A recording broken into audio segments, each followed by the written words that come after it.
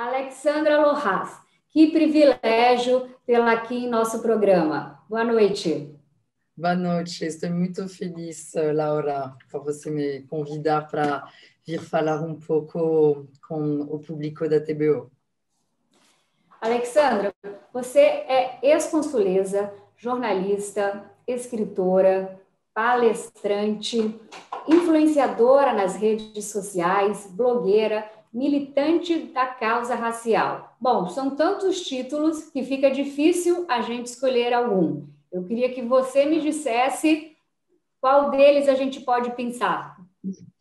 Na verdade, hoje eu sou assim, uma pluralidade de coisas, no sentido da minha atuação, tanto ativista, tanto militante, tanto consultora. Tenho desenvolvido projetos de capacitação para ajudar mulheres a subir na alta liderança de muitas multinacionais, tenho ajudado a contratação de 458 negros em grandes corporações. Então, hoje é difícil ser também mãe, esposa, mas vou dizer que sim, tenho achado o meu propósito no Brasil, num país que tem uma inteligência emocional muito desenvolvida e onde me sinto capaz, sutil, de colocar sementinhas de conscientização nas empresas para ajudar as pessoas a revelar a melhor versão delas mesmas.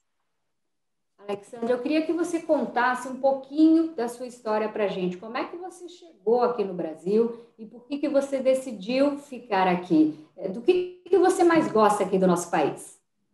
Então, cheguei há 8 anos, ao lado de meu esposo, que era cônsul-geral da França, em São Paulo. E desse privilégio, eu comecei a organizar muitos eventos para justamente tocar a questão do empoderamento feminino, como também empoderar personalidades negras para alcançar a mídia. E desse trabalho, dessa missão que aconteceu de forma muito orgânica, desenvolvi minha consultoria com um aplicativo, a Protagonizo, que ajudou muitas empresas a achar talentos negros. E, de repente, meu esposo virou profeminista, percebeu que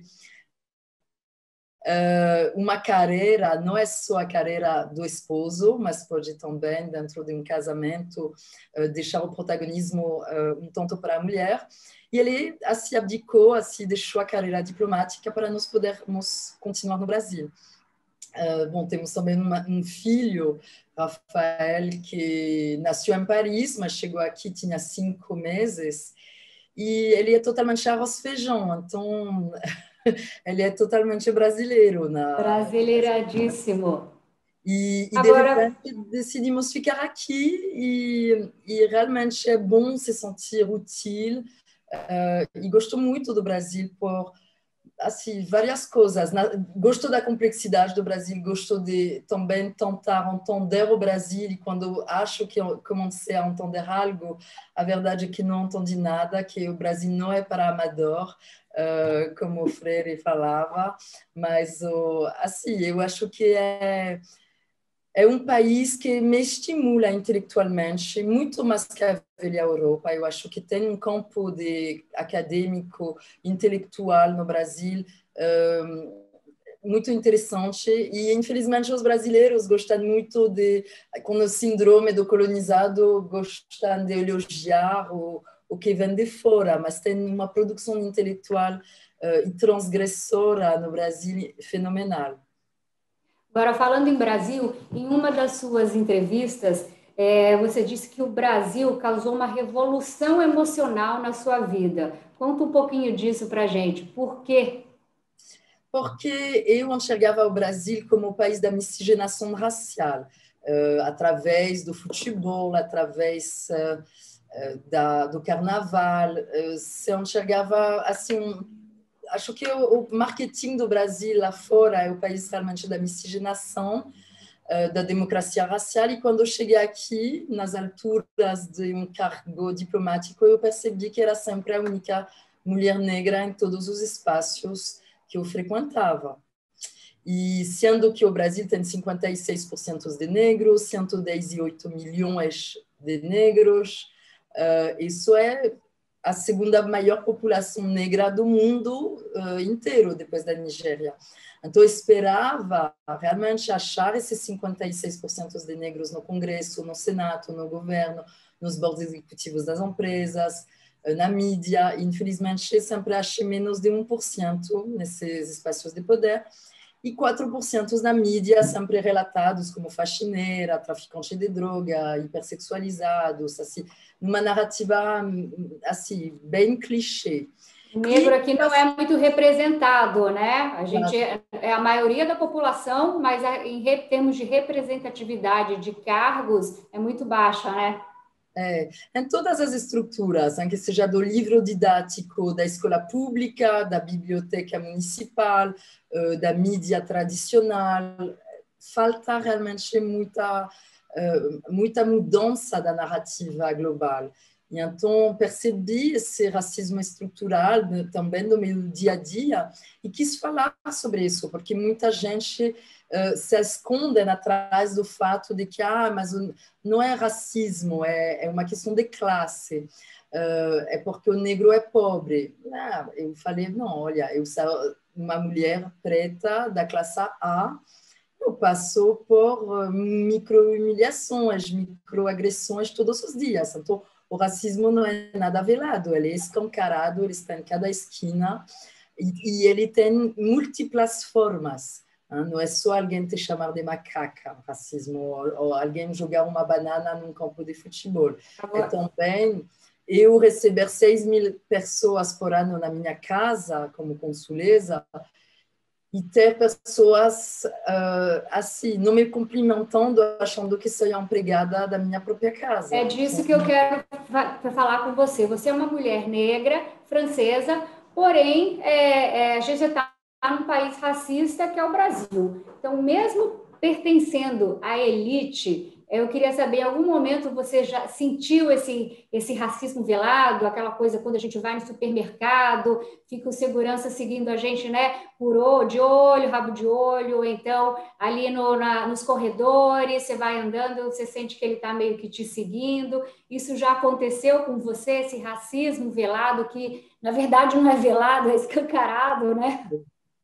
É isso, a linguagem, a semiótica de também repensar o que é velado, porque o fato de sentir mesmo segurança, me olhar, ou não ser atendida numa loja de lingerie, porque a pessoa talvez acha que não tenho como comprar, ou assim, isso me aconteceu o tempo todo, mas não tem só a interação com as pessoas. O racismo, para mim, ele é também quando eu entro numa loja de brinquedo, de qualquer loja brasileira, que seja em Salvador ou em Curitiba, e não achar super-heróis negros para comprar para meu filho.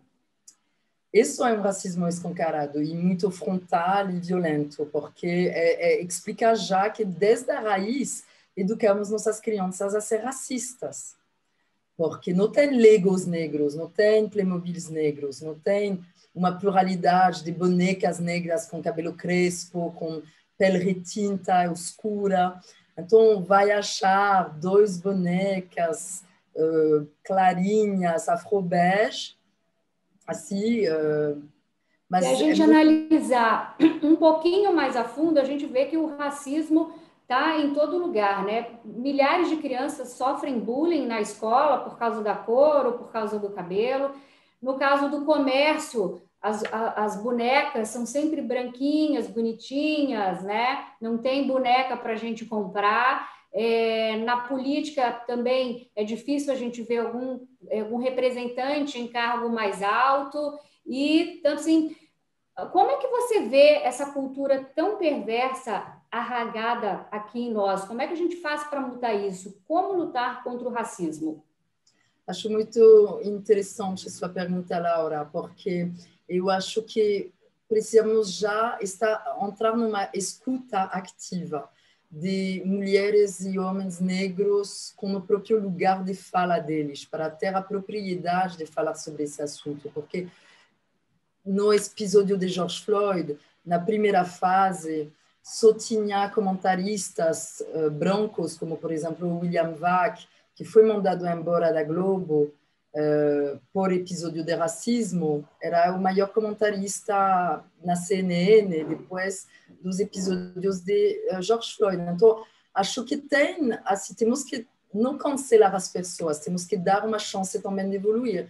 Mas acho que também é tempo para a mídia convidar acadêmicos, intelectuais, negros que fizeram pós-graduação, doutorado sobre esses assuntos específicos e deixar eles também conversar com as pessoas. Eu acho que lutar contra o racismo é também se tornar antirracista, ter uma proatividade, saber que você vai ter que escutar e estudar muito sobre esse assunto, porque dizer, mas se tem um negro na alta sociedade, tinha o Joaquim Barbosa, temos a Thaís Araújo, temos a Glória Maria, mas quando olhamos pelo Brasil, que é um país continental, com assim, mais de 200 milhões de pessoas, que 118 milhões dessas pessoas são negras, com certeza temos muito para melhorar. E dentro do imaginário coletivo, a mídia, o audiovisual, os desenhos animados, as novelas, elas vão formatando uma cultura.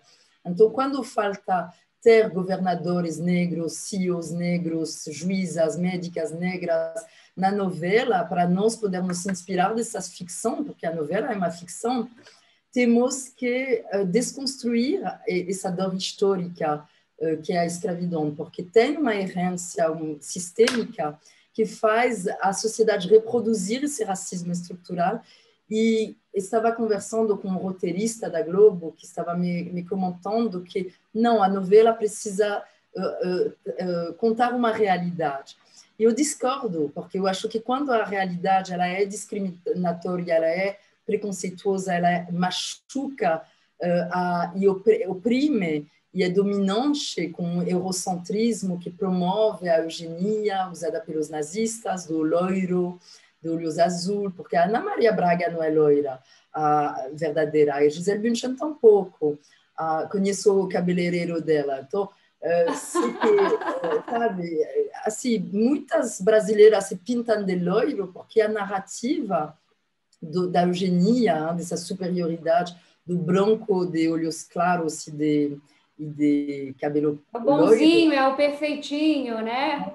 Mas a Xuxa tampouco é loira verdadeira. Então, mas tem essa impulsão de tirar essa beleza plural e de não incentivar sabe, o negro que sofreu muito na história brasileira, que foi estabelecida em cima da exploração de séculos, de milhões de seres humanos que não tinham dignidade. Faz só 132 anos que nós negros somos gente, porque antes nem éramos considerados como animais no Brasil, era propriedade, objetos, então, como uma cadeira. Então, as pessoas podiam nos estuprar, nos violentar, nos escravizar, nos matar, sem retaliação. Então, precisamos perceber que se uma cultura foi baseada em cima de 400 anos quase dessa prática, claro que a Lei Áurea não resolveu tudo. Ela libertou supostamente os negros, mas os negros permanecem embaixo da pirâmide e com todo o preconceito e a baixa autoestima que é incentivado e criado através da falta de representatividade, temos realmente que olhar por isso, fazer como vocês estão fazendo, ter a coragem de convidar uma ativista que vai pegar forte esse tema e dar assim esse lugar de fala, uma possibilidade para os auditores desse canal poder repensar sobre cotas, repensar sobre reparação, repensar sobre o mimimi. Não, estamos mesmo numa situação com uma extrema violência sutil e subliminar que não deixa a situação se inverter ou evoluir. Porque, a verdade, inverter, não gostaria que o mundo esteja ao inverso. Mas equilibrar, né? Exato. Eu acho que aí também vem o papel dos meios de comunicação e das mídias sociais, né? Das mídias sociais, que é tentar equilibrar, colocando mais pessoas em papéis importantes, porque a grande população ela se inspira também nas novelas, né? Em filmes. Então, Exato. você acredita, você concorda comigo que esse seria o papel hoje das mídias sociais? Não, eu acredito, como você falou, que a mudança ela vai acontecer a partir do momento que vamos ter cotas nas novelas. Se Universidades. tivéssemos 56% de negros, CEOs, juízes, médicos, assim, realmente tendo um protagonismo empoderado, como a Boticário também fez publicidade com uma família negra da classe a Magalu também abrindo um treinamento de training só para negros, como reparação. As pessoas se incomodam quando é para training, mas não se incomodam quando a Google fez o mesmo com o estagiário. E acho que se uma vaga para empregados domésticos falando que tem uma preferência negra, estivesse publicada no mercado, ninguém ia reclamar, mas vagas de trainees, não. Cotas nas universidades federais, não. No governo, não. Sabe, nos partidos políticos, não. Então, precisamos olhar esse racismo estrutural. Minhas amigas, assim, pessoas que frequento, que me falam, eu não sou racista. Eu sempre gosto de provocar as pessoas falando, sim, você não é racista. Então, me fala dessa quimioterapia pela qual você passou, porque para mim o racismo é como um câncer, pelo qual não passamos ainda pela quimioterapia e a cura desse transtorno, porque se olhamos realmente a questão racial, eu pergunto para as pessoas, mas quantas negras você namorou? Quantos negros você namorou? Quantos negros você convida no seu churrasco, no seu aniversário? Quantos negros trabalham com você, estudaram com você, fazem parte da sua vida? Eles estão aonde nas festas? Eles estão com você curtindo a festa ou eles estão lá te servindo? Então, se você não se incomodar por justamente enxergar negro só na tua cozinha e não na pluralidade dos espaços de poder do Brasil, tem algo de racista ali que você precisa curar e ir estudar sobre realmente como desconstruir isso e como se tornar um agente da transformação, um aliado e uma pessoa ativa na luta antirracista. Mas nascemos livres de preconceitos, mas infelizmente a sociedade é patriarcal, machista e racista. Então, não somos livres desse preconceito. Eu vou desconstruindo meu machismo estrutural, trabalho essas questões, porque eu percebo, às vezes, vamos cobrar uma mulher muito mais que se a mesma atitude fosse feita por um homem. Então, temos que analisar também nossas próprias atitudes.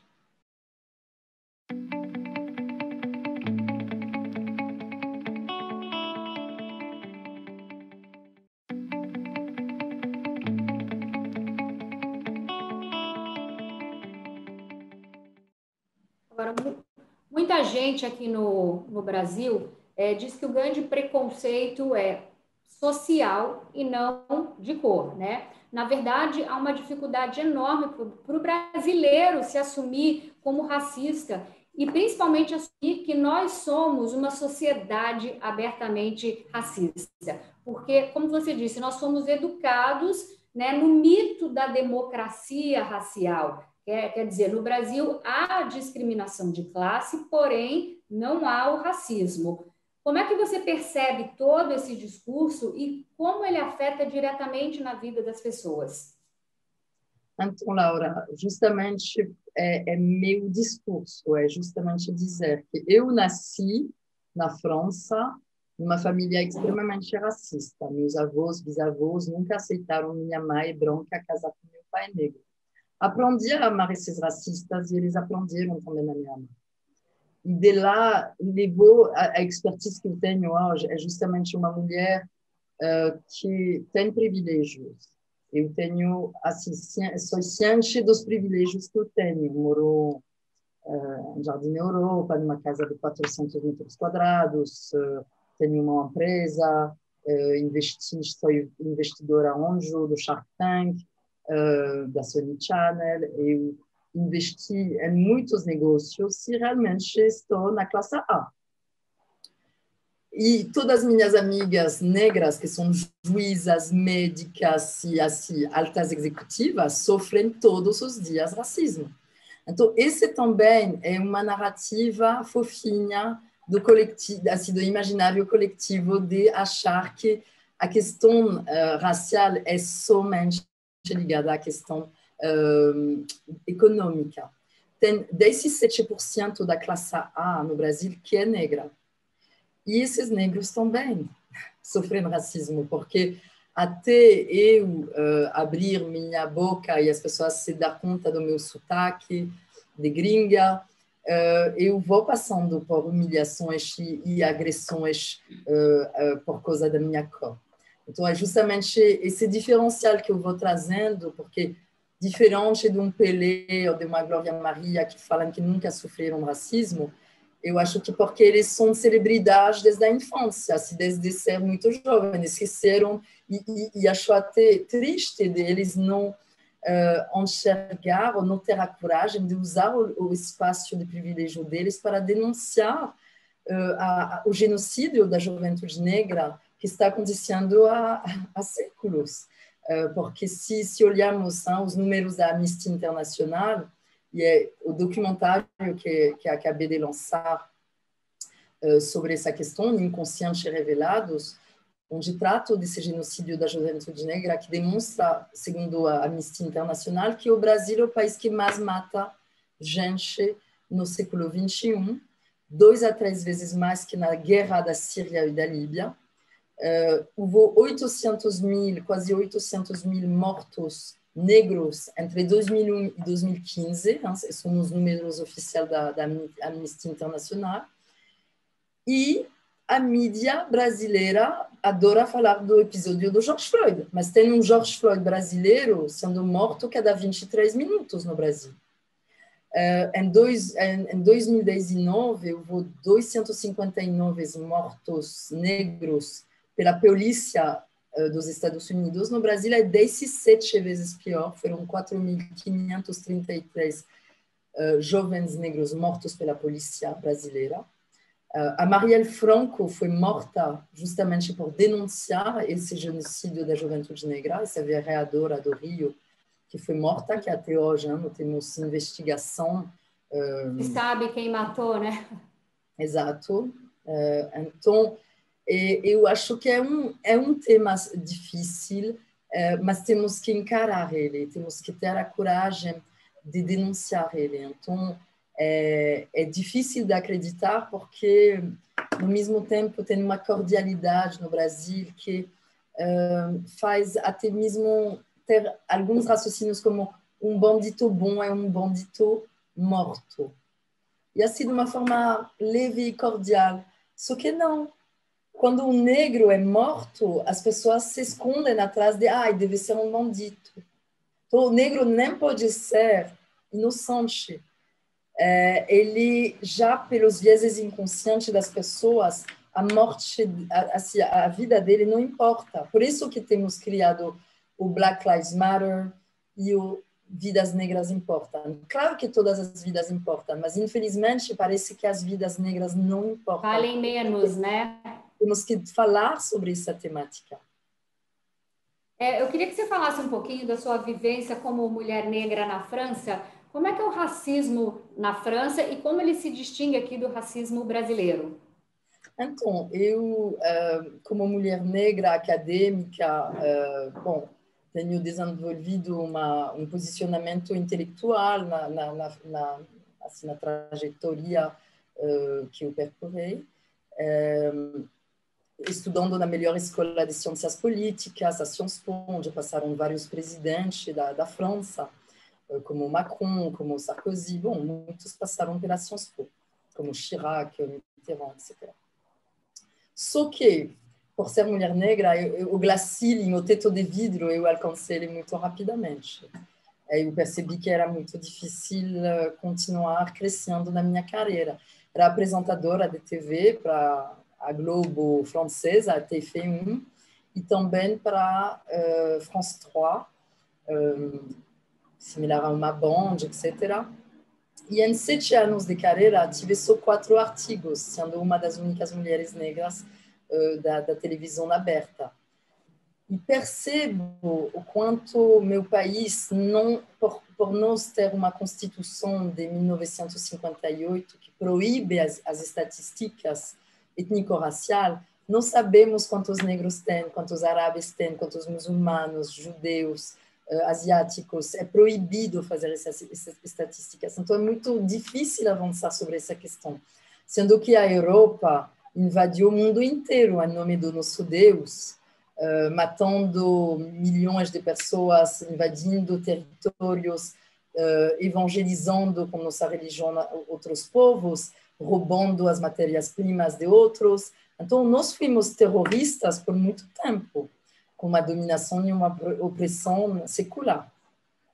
Só que agora, que por ter colonizado e escravizado muitos povos, temos também transitado com fluxo migratório, quando estamos roubando as riquezas da África. Os africanos estão também na escassez, vindo tentar uma vida melhor na Europa. Mas temos muita dificuldade de enxergar essa questão da integração. Queremos os muçulmanos e os negros e os árabes se integrar na Europa, mas a Europa não se integrou com os tupi-guaranis ou os apache quando eles vieram colonizar. Então, por que temos que achar que, de um lado, os imigrantes precisam se integrar, e quando nós mesmos, assim, falo como francesa, que vive aqui no Brasil, eu frequento a comunidade francesa também, e os brasileiros que vão morar na Alemanha ou no Portugal vão se juntando também com as comunidades brasileiras. Isso é uma coisa muito normal, de continuar a celebrar nossa cultura riquezada, nossos costumes. Mas é interessante ver o racismo e a islamofobia, o antissemitismo na França é muito forte. E, infelizmente, por ter uma Constituição que tem uma lema de liberdade, égalité, fraternité, liberdade, igualdade, fraternidade, e achar que somos uma república, uma democracia onde somos todos iguais, eu sempre gosto de cutucar. Somos todos iguais frente a quem? Porque iguais ao homem branco, heterocis, privilegiado. Depende onde é tabelado, né? A rive gauche é bem diferente quando você nasceu em Sarcelles, na periferia, na quebrada de Paris, porque Paris também, a França não é só Chanel, Champagne, a Torre Eiffel. Nós temos também nossa linda quebrada.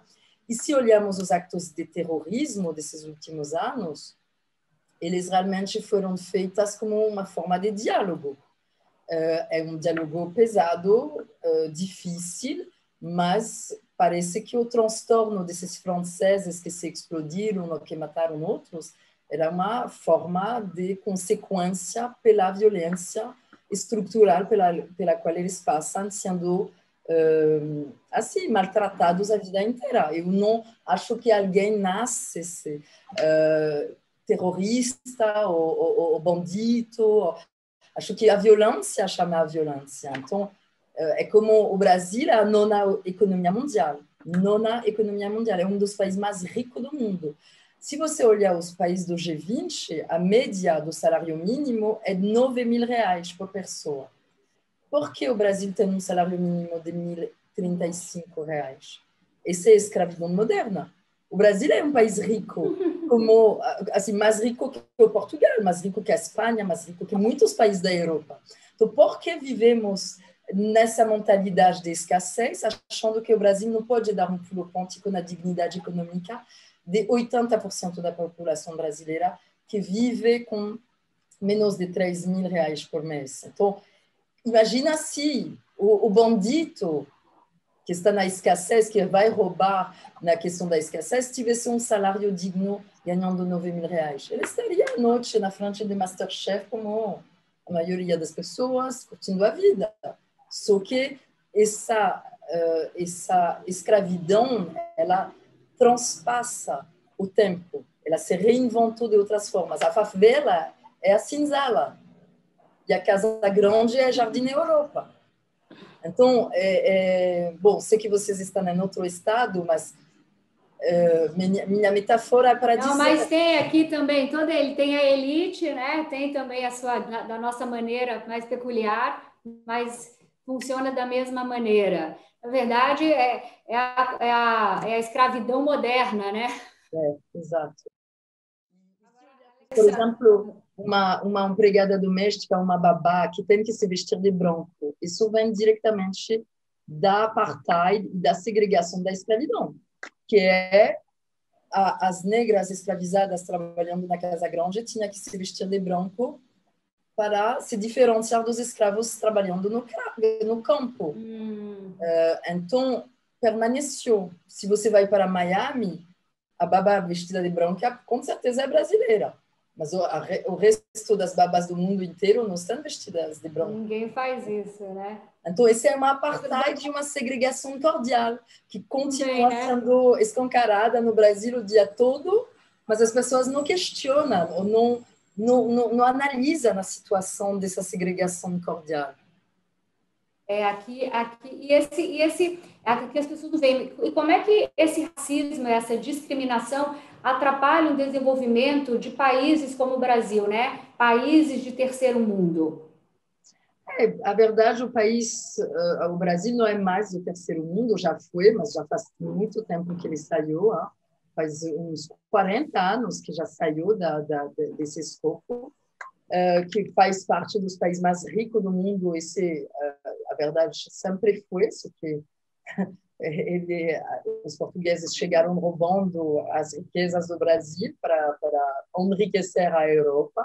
De fato, a Europa é muito rica até hoje, com tudo o que temos roubado de outros povos, de outros continentes, mas é essencial a se perceber que o Brasil está perdendo muitos talentos. Se você olhar a produção do Carnaval, é um pouco clichê o que eu vou falar, mas o Carnaval é a maior produção mundial em termos de criatividade e em termos de negócio também. Então, esse evento é feito, sai na hora, é impecável, tem uma liderança organizacional incrível, e é feito por quem?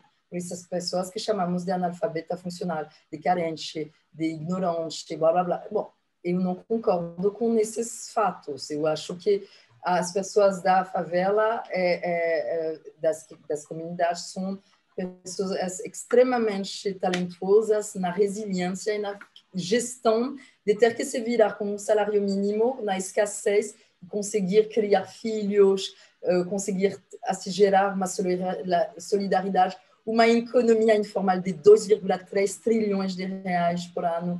Então, eu tenho muita admiração pela forma também da favela, na sua forma arquitecta, de assim, se virar na sobrevivência. Mas, se olharmos esses talentos do Carnaval, que conseguem produzir com uma liderança organizacional de altíssimo padrão, imagina se essas mesmas pessoas, sabe, tenho uma amiga que é diretora artística da Vai Vai, e ela cuida, orquestra 4.000 pessoas que andam, cantam da mesma idade. Ela trabalha há 16 anos numa empresa no baixo escalão. E eles estão se cortando do talento dessa mulher, que é uma grande líder, é uma mulher empoderada, é uma mulher alta executiva já na função do hobby dela. E é triste, porque acho que tem muitos talentos perdidos e o Brasil só compete entre brancos da mesma bolha, PUC, Mackenzie, FGV, USP, etc. Mas não podemos só deixar homens brancos desse mundo acadêmico desenvolver produtos, campanhas, para conversar ou seduzir o público brasileiro. As empresas precisam trazer mais mulheres, trazer mais afrodescendentes por dentro das empresas, até mesmo analfabetos funcionais, porque a maioria do Brasil é composto de mulheres, de negros e de analfabetos funcionais.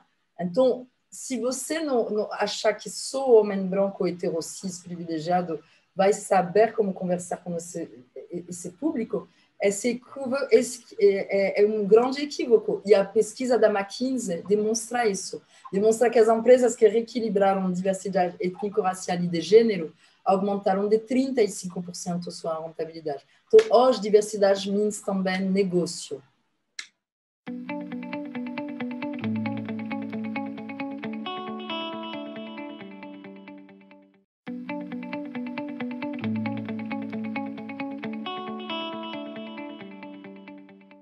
É por isso, então, que você está no Shark Tank, porque hoje, atualmente, você é uma jurada do programa Shark Tank lá na Sony Channel. Um programa onde pequenos empreendedores, eles tentam convencer os tubarões, no caso você, né, a investirem nas suas ideias. Como é que você percebe o empreendedorismo brasileiro? É mais difícil empreender aqui no Brasil do que em outros lugares? Lógico, eu acho que o nosso ambiente não favorece muito o empreendedorismo, principalmente em relação, como você já mesmo disse, às favelas, né? É por isso que você está lá, para dar uma oportunidade? Então, eu acho que investir no Brasil, se olharmos os índices de interculturalismo, é o segundo país mais difícil para investimento do mundo, depois da China. Eu acho que quando o Brasil se enxerga como cordial, é um povo cordial, mas a burocracia, a complexidade das leis tributárias atrapalham muito o desenvolvimento de negócio. Então, eu acho que hoje, se queremos resolver a questão da corrupção, a questão de toda essa burocracia complexa, precisamos ter transparência 100%. Olhar para o leite moça e todos esses chicletes sendo assim, um budget enorme do governo, eu não acho que seja só desse governo. Essas atitudes não aconteceram só agora, mas são atitudes que precisam ser desconstruídas. E se queremos desconstruir elas, precisamos ter uma transparência e clareza de todos os gastos públicos. Então, agora com as novas tecnologias, conseguimos ter acesso a nossa conta bancária online. Na palma da mão, né? Então, por que não poderíamos ter todos os gastos desses impostos que todos pagamos e ter justamente tudo publicado para justamente ter uma transparência de todos os gastos que o governo assim, usa para justamente o desenvolvimento desse país. Eu acho que teríamos uma clareza de enxergar que países que são liderados por mulheres presidentes investem muito mais em educação que no exército militar. Investem muito mais na redução de ter menos analfabetismo. Temos, por exemplo, no Ruanda, onde temos 64% de mulheres no Congresso. Esse país tem o maior crescimento da África economicamente e tem também não tem mais analfabetismo. Elas investiram muito na educação. Então, em vez de investir em como matar o bandido, vamos educar o bandido, porque em vez de colocar ele na prisão, vamos colocar ele na universidade. Diminuir a criminalidade, né? Isso, porque acho que a criminalidade ela é uma consequência de uma falta de oportunidade. Eu tenho, assim, dentro da minha vivência, experiência, amigos, uma multidão de perfis, do pichador, dos bandeirantes e do passeio do colégio, até presidente e príncipe de países. Então, tenho uma pluralidade. Meu pai era morador de rua e meu bisavô era multimilionário. Então, eu tenho essa pluralidade de vivência em vários escopos da sociedade. Então, isso me ajudou justamente a saber transitar em vários mundos e aprender do outro, mas tem sempre uma parte boa em cada ser humano, tem uma multidão de talentos e dons dentro de cada ser humano. Então, precisamos ter dignidade, poder trazer nossa melhor versão. E o Shark Tank me ofereceu essa oportunidade de justamente poder investir em negócios da quebrada, de pessoas que estão batalhadoras para tentar ensinar o inglês dentro da própria favelas, vender bonecas negras para empoderar meninas, crianças negras, mas não só, empoderar também crianças brancas a não se enxergar como iguais. Agora, você falou esse negócio, negócios da quebrada, é uma expressão que você mesmo usa de pessoas que estão na periferia e que vendem produtos para a própria periferia. Como é que você vê esse empreendedorismo, essa nova expressão da quebrada? Laura, então, para encerrar nossa entrevista, eu vou assim dizer que quando vejo o estímulo econômico dentro da quebrada, a criatividade que tem, para mim não é que falta educação, falta mesmo transformar a novela, transformar BBB, transformar tudo o que essas pessoas consomem para justamente se empoderar. A educação, eles já se educam através de toda a mídia social, a internet, o Instagram, assim, tem muita conhecimento que hoje vamos aprendendo. Então, quando vejo, falta educação, falta, são ignorantes. Não são ignorantes. Precisamos mudar também essa percepção. Eu acho que tem muito talento, muita resiliência, muita submissão, mas com certeza o povo brasileiro tem uma produção intelectual fenomenal. Eu amo esse país justamente porque eu descobri o feminismo aqui, e o feminismo não é o contrário do machismo. O feminismo é o contrário do machismo, que o feminismo é para o poder para as mulheres. O feminismo é justamente como reequilibrar, como ter igualdade de gênero, paridade, mesmo salário, mesmas oportunidades. E acho que isso vai ser levado através de mulheres que vão conquistar mais espaços de poder, porque vejo que também todas as ações sobre a questão racial são sempre iniciadas por mulheres. Nas empresas que me contratar são mulheres brancas para tratar da questão racial. Então, claro que temos também alguns homens brancos aliados, mas acho que o homem, por também ter essa masculinidade tóxica, que é de ter que sempre ser o provedor, de sempre estar na competição, às vezes ele é também cobrado pela narrativa coletiva de ser um super-herói, de não ter fragilidade, de não ter vulnerabilidade. E isso também precisamos repensar nessa sociedade. Eu vejo já meu filho aos 8 anos, não quer mais chorar, não quer mais ter emoção. Não foi eu que ensinei isso para ele. Ele já entendeu que um homem não pode chorar. Quer falar, Rafael? Vamos explicar? Você está falando que eu tenho que chorar. Meu filho que está aqui. Agora, com a pandemia, nossas extensões estão também escutando tudo. Fiz um treinamento hoje, estou ajudando umas 40 mulheres dentro da Bradesco a subir na alta liderança do banco. Já tivemos umas 40% delas que foram promovidas diretoras, superintendentes, gerentes, então estamos muito felizes. E hoje ele participou desse treinamento, então acho que são sementinhas de conscientização, pelo menos ele vai escutando. Desde cedo que se aprende, né? Para tratar bem as mulheres e entender como cidadão que, assim, estamos sendo criados ali no Brasil, que é o país que mais mata a mulher do mundo, não é? Sempre se fala que é o quinto em femicídio, mas não é o quinto, é o primeiro em termos de número absoluto. É o quinto, mas o primeiro é El Salvador, que é um país muito pequenininho. Então, em termos de números, o Brasil é o país que mais mata mulheres. E se olharmos como estamos lidando com o vírus o Covid, temos a solução para resolver o femicídio e o racismo. E vou terminar com isso, se você me permite. Claro. Durante, quando o Covid tocou, porque quando tinha o Ebola na África, não trancamos o mundo inteiro com esse vírus.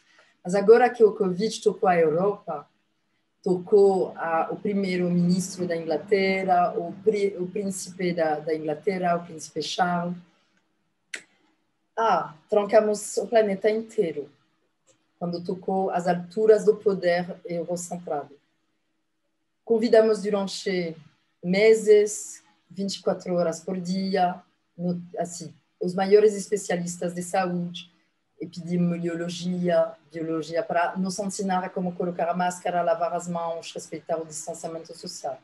E saber daquele vírus, assim, de todos os detalhes. E nos adaptamos todos a isso. Então, temos a solução para resolver o racismo. É só trancar o planeta inteiro, convidar os maiores especialistas da causa negra, que fizeram PhD, doutorados, mestrados sobre essas temáticas, escutar durante semanas, 24 horas por dia, e durante meses, para todo mundo reaprender a respeitar o outro, como reparação. Sei que é um pouco utópico, mas poderíamos fazer isso com a questão do patriarcado, do machismo estrutural, e tratar do femicídio para que os homens parem de nos matar. Porque quem nos mata são nossos esposos, companheiros, outros familiares, mais irmãos, próximos. pais. Então, são pessoas muito pertas. O peligro não está fora, está dentro de casa. Dentro de casa, exatamente. É muito mais presente do que achamos. Vejo assim muitas mulheres com as quais converso que não têm a coragem de falar, mas a violência dentro de casamentos é muito mais presente do que se revela através da Luísa Brunet ou da Maria da Penha. Eu falaria de uma maioria, infelizmente, de assédio moral, de assédio sexual, de assédio físico. Então, precisamos repensar que o femicídio é um vírus, o racismo é um vírus, e ainda não passamos pela quimioterapia, não passamos pelo tratamento desses vírus que, infelizmente, matam muito, muito mais que o Covid. Já estão aí arraigados há um tempão, né? Estão arraigados há muitos anos, e aí tem solução, mas ainda não passamos pela quimio, como você mesmo diz. Alexandra, muito obrigada pela sua presença, por ter conversado comigo sobre temas tão importantes e relevantes aqui para a sociedade do Brasil inteiro. Eu, particularmente, sou uma grande admiradora do seu trabalho, eu acompanho desde que você chegou ao Brasil, e eu espero que depois do nosso bate-papo você possa continuar inspirando ainda mais milhares de mulheres e milhares de pessoas em todo o nosso Brasil. Obrigada, Laura, por nos dar voz, espaço de fala, para poder, assim, trazer pensamento transgressor, transformador, inspirar pessoas a pensar um pouco fora da caixa. E assim, convido todos vocês a me acompanhar nas minhas redes sociais, Alexandra Loras, no Instagram, no LinkedIn, e será um prazer sempre colocar sementinhas de consciencialização, e pode me convidar de novo quando quiser. Será sempre um prazer estar conversando com você. Muito obrigada, tá bom? Um beijo, boa noite.